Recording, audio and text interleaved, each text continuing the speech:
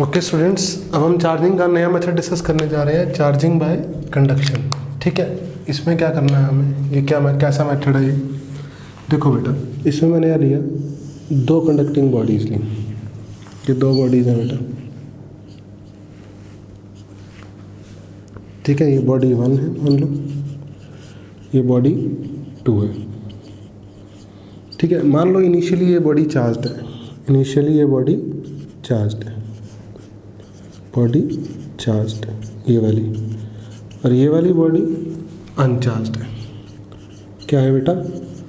Uncharged. ये body uncharged है और दूसरी वाली बॉडी क्या है बेटा? चार्ज्ड है, ठीक है। लेट अस सपोज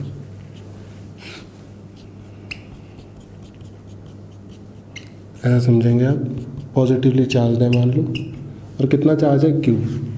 कितना चार्ज है? Q।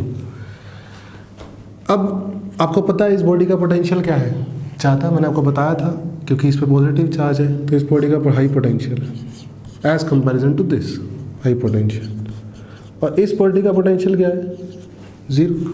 कोई पोटेंशियल नहीं है इस बॉडी का, क्योंकि 0 चार्ज है इस पर। ऐसा समझेंगे, इस बॉडी का खुद के चार्ज की वजह से कितना पोटेंशियल है? 0। तो पोटेंशियल डिफरेंस है, पोटेंशियल डिफरेंस है, तो चार्ज फ्लो करेगा क्या? बिल्कुल भी नहीं करेगा। क्यों नहीं करेगा? क्योंकि मीडियम ही नहीं है बीच में। कुछ ना कुछ तो होना चाहिए ना बीच में, या तो ये दोनों टच हो रही हो या कोई तार लगाऊं। तो यही चार्जिंग बाय कंडक्शन है कि मैंने क्या करा, एक कंडक्टिंग वायर लगा दी। क्या लगा दी? एक कंडक्टिंग वायर लगा दी, या फिर ये स्विच है, स्विच है ये, ठीक है। अब कंडक्टिंग वायर से जैसे ही मैंने कनेक्ट किया, स्विच बंद किया, क्या होगा? चार्ज विल फ्लो, सब जानते हैं चार्ज फ्लो होगा। चार्ज क्या होगा? पॉजिटिव चार्ज फ्लो होता है हाई पोटेंशियल से लो पोटेंशियल, इतना मैं आपको बता चुका हूँ, ठीक है। तो पॉजिटिव चार्ज फ्लो होगा, तो इस बॉडी का पोटेंशियल, इस बॉडी का चार्ज हो गया मान लो Q1, और इस बॉडी पे चार्ज आ गया मान लो Q2। ऐसा फाइनली आ गया, ऐसा फाइनली हो चुका है। अब फर्दर चार्ज का फ्लो नहीं हो रहा, अब फर्दर चार्ज का फ्लो नहीं हो रहा। फर्दर चार्ज का फ्लो होना कब बंद होगा? जब दोनों बॉडी का पोटेंशियल क्या हो जाएगा? सेम।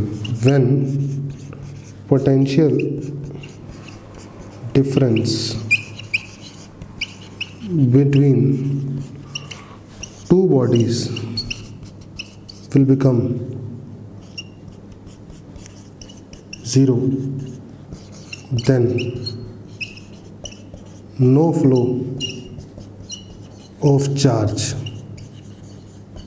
will take place। तब दोनों बॉडी बीच में कोई चार्ज का फ्लो नहीं होगा। आइसोलेटेड सिस्टम है। कैसा सिस्टम है? आइसोलेटेड। कहीं अर्थ वर्थ तो मैंने कनेक्ट करी नहीं है, या इन दोनों बॉडी से किसी तीसरी बॉडी से तो लेना देना है नहीं, बस इन दोनों का आपस में ही लेना देना है। तो हम लगा सकते हैं कंजर्वेशन ऑफ चार्ज। क्या लगा सकते हैं? कंजर्वेशन ऑफ चार्ज, ठीक है। तो क्या बोलेंगे हम कि शुरू में चार्ज था Q, वो फाइनली किसके ऊपर हो गया? Q1 प्लस Q2 के। Charge is conserved, charge is conserved. हम इक्वेशन ये लिखा करेंगे, दूसरी इक्वेशन लिखा करेंगे हम potential same. Final potential of both bodies will become same। और फिलहाल के लिए मैं आपको सिर्फ इतना लिखवा देता हूं कि Q directly proportional to R, Q directly proportional to R के रूल से पोटेंशियल दोनों बॉडी का क्या हो जाएगा? सेम, ठीक है। इतना समझो, फिलहाल आप इतना समझो, ठीक है।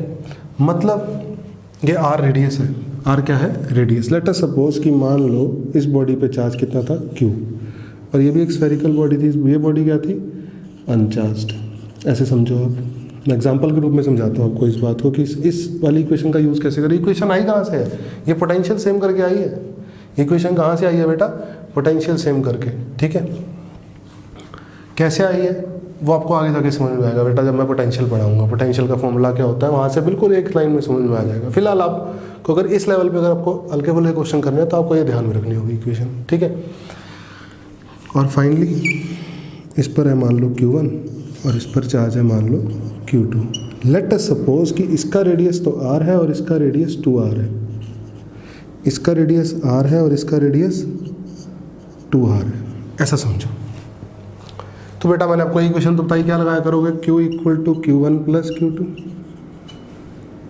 कनेक्टिंग वायर से जोड़ के पोटेंशियल सेम हो गया, दोनों बॉडी का पोटेंशियल क्या हो गया, सेम। दूसरी इक्वेशन आप लगाओगे Q directly proportional to R, यानी Q1 by Q2 is equal to R by 2R। Q1 by Q2 charges का ratio is equal to radius का रेशो, ठीक है, तो ये घट जाएगा, तो 2Q1 आ जाएगा बेटा Q2, ठीक है। और Q1 प्लस Q2 कितना है, Q, तो Q2 की जगह डालोगे 2Q1 तो 3Q1 आ जाएगा Q, तो Q1 की वैल्यू कितनी आ जाएगी, Q/3, और Q2 की कितनी आ जाएगी मेरे बच्चे, 2Q/3। ये फाइनल चार्जेस आ जाएंगे। इस पर चार्ज कितना आ जाएगा, Q/3, और इस पर कितना आ जाएगा, 2Q/3। बस इतना करना चाह रहा हूँ आपको, ठीक है।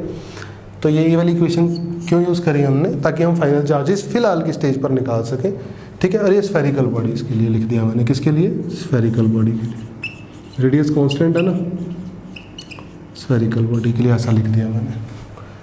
सिंपल एग्जांपल आप कर पाओगे। अब दो बॉडी को, एक बॉडी पे कुछ चार्ज था, उसका कुछ रेडियस था, उसको दूसरी बॉडी से टच किया, उसका कुछ और रेडियस था, तो दोनों बॉडी से फाइनली कितना चार्ज आया, आप इस तरीके से निकाल सकते हो इस एग्जांपल की हेल्प से, ठीक है, इस इक्वेशन और इस इक्वेशन की हेल्प से।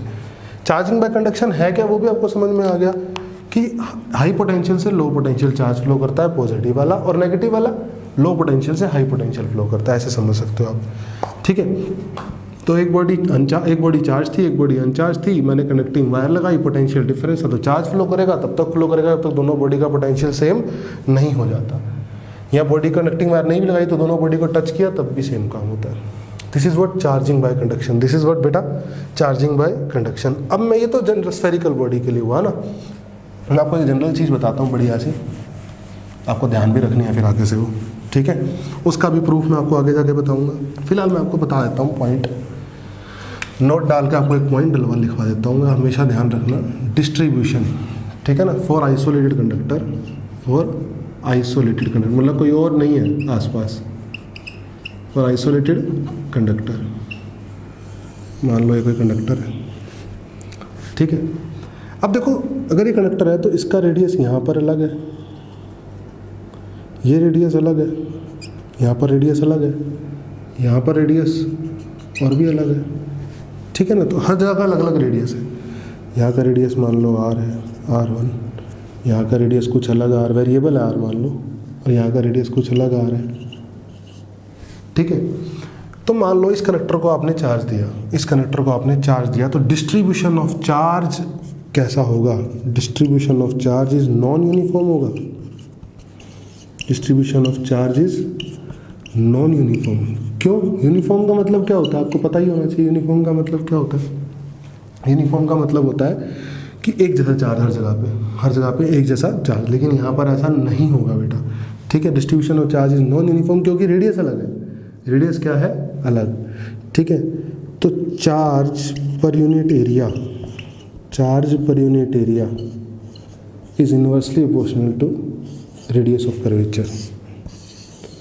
Charge per unit area will depend on inversely proportional to radius of curvature. Charge per unit area मतलब एक यूनिट एरिया में जो चार्ज है वो किस पे डिपेंड करेगा, रेडियस ऑफ कर्वेचर पे।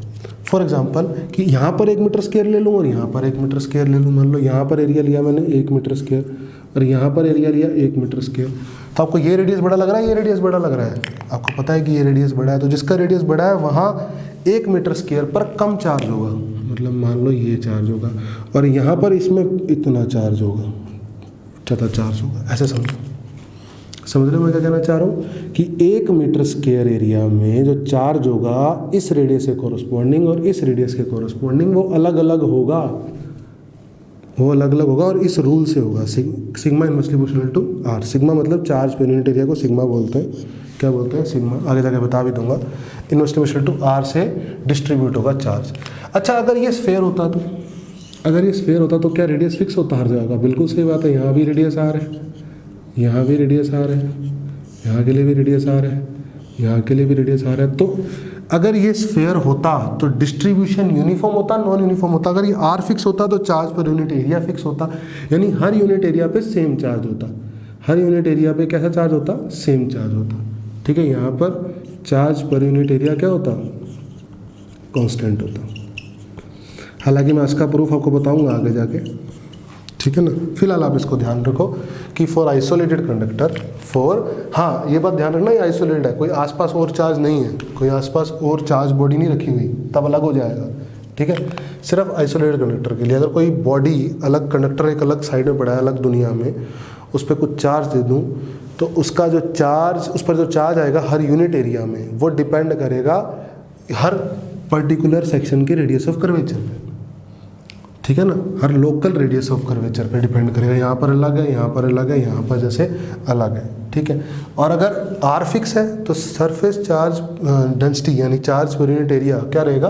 कांस्टेंट रहेगा। ठीक है, चार्ज पर यूनिट एरिया को सरफेस चार्ज डेंसिटी बोलते हैं। क्या बोलते हैं? Surface charge density.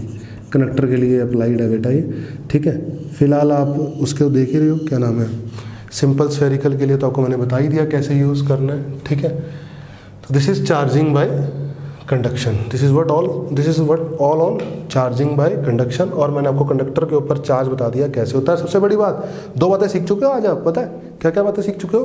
कि कंडक्टर को अगर मैं चार्ज दूंगा तो सारा चार्ज कहाँ पे आता है? उसके सरफेस पे।